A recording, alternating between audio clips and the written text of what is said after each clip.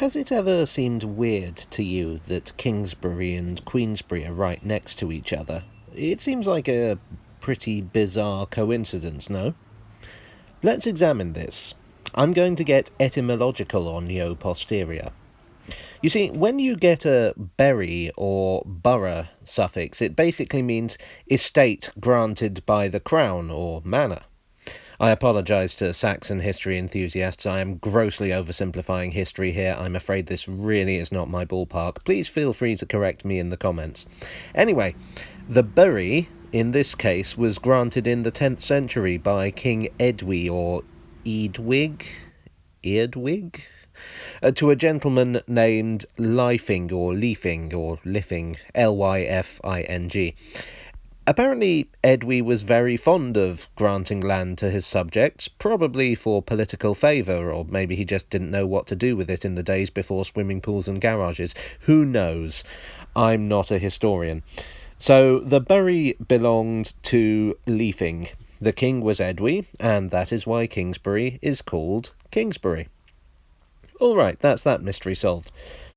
So, who is the queen who granted Queensbury? Well, Edwy was married to a young woman named... oh no, I can't pronounce this. Ethelgifu? She was the daughter of a woman named Ethelgifu, with a TH, and all I can assume is that Saxon names were decided by a man falling asleep on a keyboard.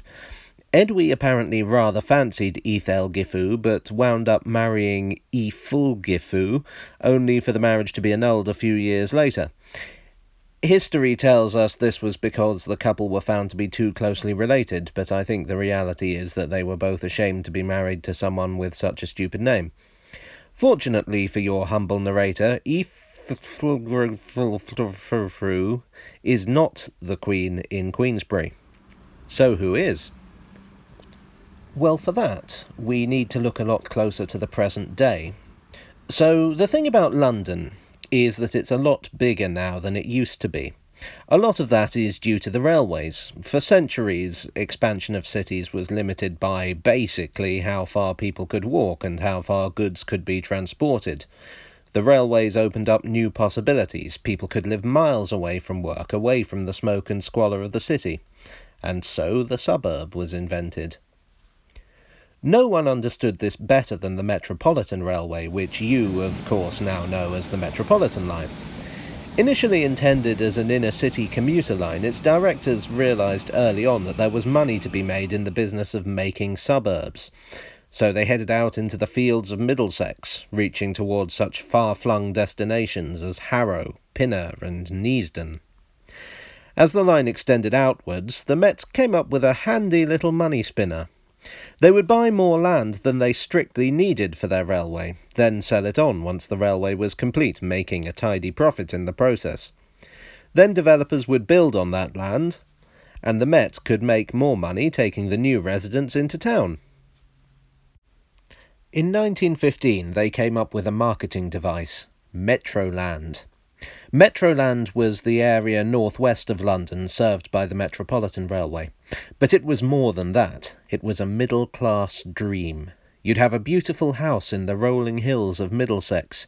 Every morning you'd put on your bowler hat and pinstripe suit and travel into town on a clean, fast electric train, and then every evening you'd come back to your loving wife and your beautiful children, Harry, Millicent and Stumpy, and watch the sun go down over the hills and coppices.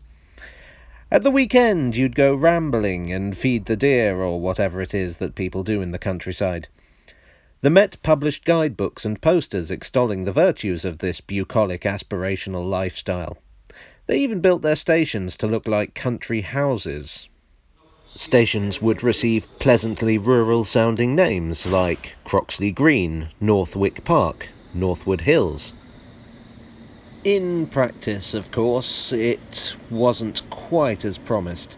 The houses people built to enable them to get away from the city just meant that the country became another part of the city. Villages were absorbed and transformed beyond recognition. The idea that you'd go rambling round Neasden sounds like a joke from Private Eye. But hold on, I hear you say. What does any of this have to do with Queensbury's name? Why have you gone off on this bizarre and apparently anti-urban rant instead of giving us the etymology we desire? Why would you do something like that? Frankly, people like you make me sick. To which I say, well, there's more. You see, I can't emphasise enough just how rural Middlesex was then. So much so that the Metropolitan often found itself without names for its stations. There are only so many variations on Harrow that you can use. In the case of their furthest outpost, Verney Junction, it was named after one of its investors, Sir Harry Verney. There was just nothing else to name it after. And so we come back to Queensbury. Queensbury is now on the Jubilee line, but before that it was on the Bakerloo line, and before that the Metropolitan. Yes, this was another Metroland suburb. When the station was planned, it served no pre-existing village, so a competition was held by a local estate agent in 1932 to come up with a name for this new town. The winning entry was Queensbury, because there's a Kingsbury just down the line. That was the best they could come up with. So that is why there is a Queensbury and a Kingsbury. There was no Queen. It's just a name. Sorry it's not more interesting. I would have called it Adventureland or something, but no one ever listens to me, and also I wouldn't be born for another half a century. Hi all, hope you enjoyed this etymological episode of Tales from the Tube. If you liked it, please let me know with the like button, help me out by sharing, and if you want to hear more, hit subscribe. And if you are in fact an expert on the history of Saxon Britain, or just generally a person who likes saying things, leave a comment.